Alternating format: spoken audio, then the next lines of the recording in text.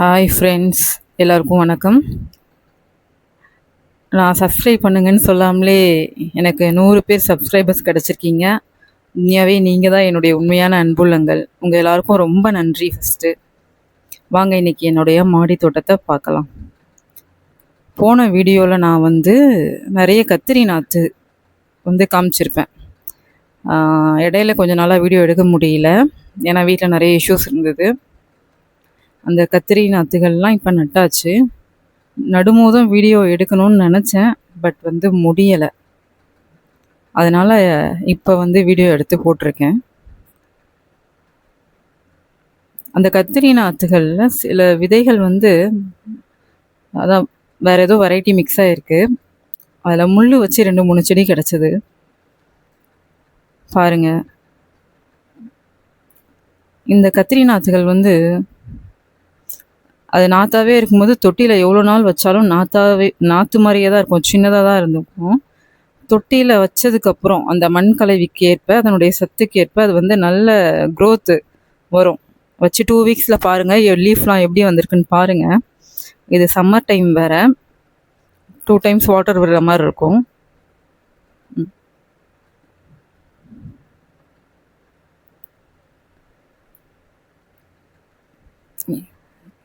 இதுலேயும் அங்கங்கே சில கத்திரி முளைஞ்சிருக்கு, அதை அப்புறமா எடுத்து நடுவு பண்ணி காட்டுறேன்.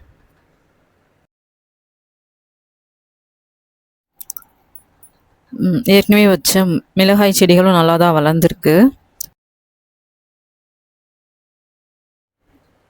நானுமே ஒரு சேனல் ஓப்பன் பண்ணணும், குக்கிங் வீடியோ போடணும், நிறைய வீடியோஸ் போடணும் அப்படின்ட்டு ஒரு எண்ணத்தில் தான் சேனல் ஸ்டார்ட் பண்ணேன். பட் எல்லா ஐடியாவும் டோட்டலாக ஃப்ளாப் ஆகிடுச்சு. எதுவுமே பண்ண முடியல. சுச்சுவேஷன் எல்லாமே தலைகீழ மாறிடுச்சு. எங்கள் அம்மாவுடைய சமையல் எனக்கு ரொம்ப பிடிக்கும். அதனால் அவங்க குக்கிங் பண்ணுறத வீடியோ எடுத்து போடலான்ட்டு ரெடி பண்ணிட்டேன். ஃபோன்லாம் வாங்கிட்டேன். ஃபோன் வாங்கும்போதே பிரச்சனையாயிடுச்சு. ஃபோன் எனக்கு ஆன்லைனில் ஆர்டர் பண்ணி வாங்க தெரியாது. வாங்கும்போது எனக்கும் எங்கள் வீட்டுக்காருக்கும் மிஸ் அண்டர்ஸ்டாண்டிங் வந்ததுனால அவர் ஆர்டரை கேன்சல் பண்ணிட்டாரு. திரும்ப 2 டேஸ் கழிச்சு ஆர்டர் பண்ணி அவரே தான் ஆர்டர் பண்ணி கொடுத்தாரு. ஸோ ஃபோன் வந்துருச்சு, வீடியோ போடலான்னு ஸ்டார்ட் பண்ணால் எங்கள் அம்மா வீடை காலி பண்ணிவிட்டு சிதம்பரம் போயிட்டாங்க.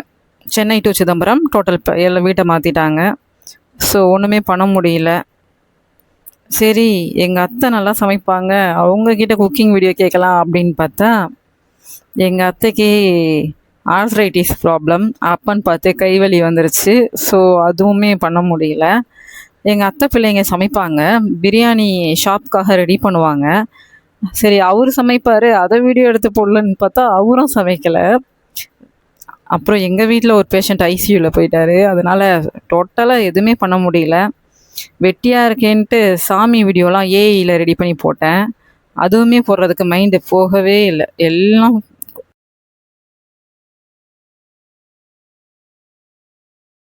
சரி பரவாயில்ல, மானிட்டைசேஷன்லாம் எதுவும் தேவையில்லை. 35 வருஷமாக வீட்டில் வெட்டியாக தான் இருக்கோம். அட்லீஸ்ட் இந்த வீடியோவாவது எடுத்து போடுவோம், ஒரு ஹாபியாக செய்வோம்ட்டு வீடியோ எடுத்து.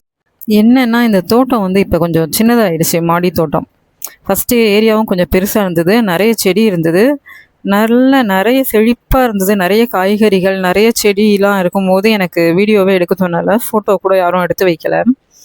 இப்போ நான் ஃபோட்டோன்னு ஒன்று எடுக்கும்போது எதுவுமே இல்லாமல் இருக்குது. ஃபஸ்ட்லேருந்து ஆரம்பிக்கிற மாதிரி இருக்குது. இதுவும் ஒரு வகையில் நல்லது தான். ஆனாலும் நல்ல வெண்டைக்காய், கத்திரிக்காய், இந்த நாட்டு செடிகள்லாம் வச்சுருக்கிறவங்களுக்கு தெரியும். கத்திரிக்காய் நீங்கள் ஒரு ஈல்டு எடுத்து சமைக்கும் போதே அடுத்த ஈல்டு ரெடி ஆகிடும். ஒரு 2 செடி வச்சாலே நல்ல காய்கறிலாம் நிறைய கிடைக்கும்.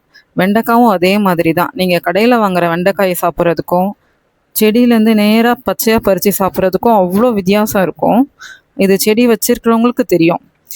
அவ்வளோ விரும்பி சாப்பிட்லாம், அப்படி இருக்கும், தேன் மாதிரி. அப்போல்லாம் நமக்கு வீடியோ எடுத்து போட முடியலையே அப்படின்ற ஒரு வருத்தம் தான் இப்போவும் இருக்குது. கொத்தவரங்காய் செடி, தக்காளி, வெண்டைக்காய், அது இதுன்னு நிறைய இருந்தது. செடி அவரைன்னு லைனாக இருந்தது. அப்போல்லாம் ஒன்றுமே பண்ண முடியல. பார்ப்போம், திரும்ப ஃபஸ்ட்லேருந்து பார்ப்போம். மாற்றம் ஒன்றை தவிர எல்லாம் மாறும். எத்தனை தடை வந்தாலும் அது டெய்லி பழக்கப்பட்டதான். அதனால் அது ஒன்றும் பெரிய விஷயம் இல்லை. எல்லாத்தையும் தாண்டி திரும்பவும் நம்ம மேலே வருவோம். என்னுடைய வீடியோ உங்களுக்கு பிடிச்சிருந்தா சப்ஸ்கிரைப் பண்ணுங்கள், லைக் பண்ணுங்கள். நான் சின்ன வயசுலேருந்தே செடி வளர்க்குறதுனால எனக்கு செடிங்கன்னா ரொம்ப பிடிக்கும். நான் இருக்கிற இடம் எதுவாக இருந்தாலும் அங்கே செடிங்களோட தான் இருப்பேன். அது எந்த செடியாக இருந்தாலும் ஒன்று ஹெர்பல்ஸாக இருக்கும், எல்லா செடியுமே மிக்ஸ் பண்ணி தான் வளர்ப்பேன். ஃப்ளவரு, காய்கறி செடி, எந்த செடி வைத்தாலும் எலி வந்து நோண்டி போட்டுறதுனால இப்போல்லாம் காய்கறி செடி மட்டும்தான் வைக்கிறது. இதில் ஒரு பாவக்காய் முளைஞ்சிருக்கு, வளர்ந்தவொடனே வீடியோ எடுத்து போடுறேன். புதினா, கீரைலாம் அறுவடை பண்ணிட்டேன். கீரைலாம் ரொம்ப டேஸ்ட்டாக இருந்தது. திரும்பவும் ஒரு ஃப்ரிட்ஜில் மட்டும் கீரை போட்டிருக்கேன். எங்கள் பக்கத்து வீட்டில் இந்த அவரைக்காய்லாம் முத்தி சாஞ்சியே போயிடுச்சு, சீடெல்லாம் வந்துருச்சு. அவரைக்காய் பறிக்கிறாங்களா இல்லையான்னு கூட தெரியல.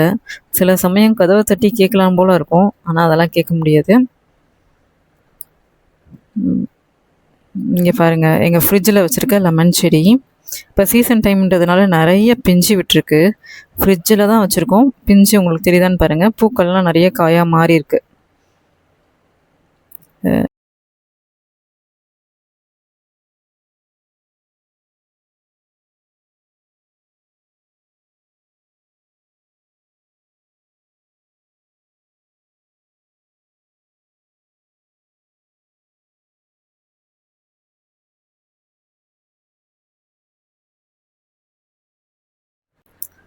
எனக்கு ஸ்ட்ரெஸ்ஸாக இருந்தால் நான் தேடி போகிற ஒரே இடம் என்னுடைய தோட்டங்கள், செடி இருக்கிற இடம் தான். செடிக்கு நடுவில் போய் உட்காந்துப்பேன். கொஞ்சம் ஒரு 1/2 அன் ஹவர் உட்காந்தானா மேக்ஸிமம் சரியாயிடும்.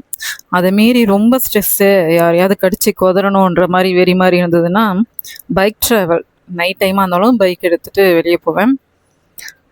டிரைவரும் வச்சுப்பேன். ஒரு சில டைமு ஹோட்டலுக்கு போயிட்டு உண்மையாகவே நான்வெஜ் ஏதாவது சாப்பிட்டோம்னா, நல்லா டேஸ்ட்டாக காரசாரமாக சாப்பிட்டோம்னா எல்லா ஸ்ட்ரெஸ்ஸும் அப்படியே போயிடும்.